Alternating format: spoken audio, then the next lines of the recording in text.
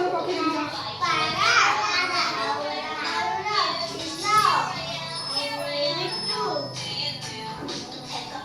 ଆଉ କଣ ଦେଖିଛ? ଚଢ଼େଇ ମାନେ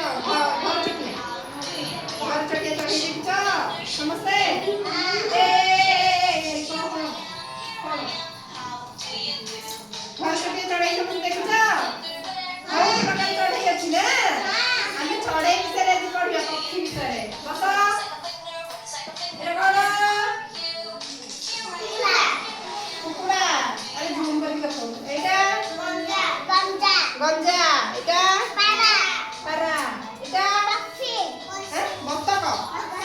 ବତକ ଅଣ୍ଡା ଦିଏ ଜାଣିଛ? କୁକୁଡ଼ା ବି ଅଣ୍ଡା ଦିଏ। କୁକୁଡ଼ା କଣ ଦିଏ? ଖାଉଛ ଅଣ୍ଡା ସମସ୍ତେ? ଆଜି ଖାଇଥିଲ ଅଣ୍ଡା? ତମେ ଅଣ୍ଡା ଖାଉନ?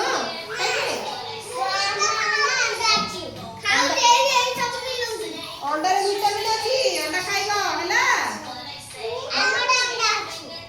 ଏଇଟା ଏମୁ ପକ୍ଷୀ।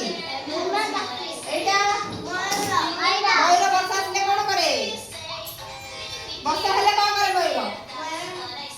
ନାଚେନି? ଦେଖିଛ କିଏ ନାଚିବାର? ନାଚେ କେମିତି ମୟୂର ଦେଖିଛ? କେହି ଦେଖିଛ? ବର୍ଷା ହେଲେ କଣ ହୁଏ? ମୟୂର ପଖେରେ କେମିତି ନାଚେ ନା? ଏଇଟା ଏଇଟା କାଉ। ଏଇଟା କାଉ। କାଉ କେମିତି ଲାଗେ?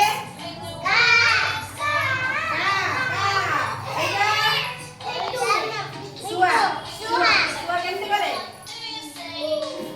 ଏଇଟା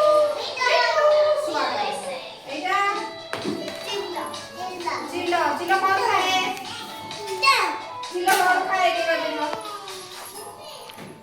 ଚିଲ କଣ ଖାଏ? ମାଛ ଖାଏ ଚିଲ। ଯୋଉ ମରି ଯାଇଥିବ ଜୀବଜନ୍ତୁ ସେ ସେଇଆକୁ ଖାଏ, ପଚା ସଢା ଜୀବଜନ୍ତୁ ସବୁ ହେଲା।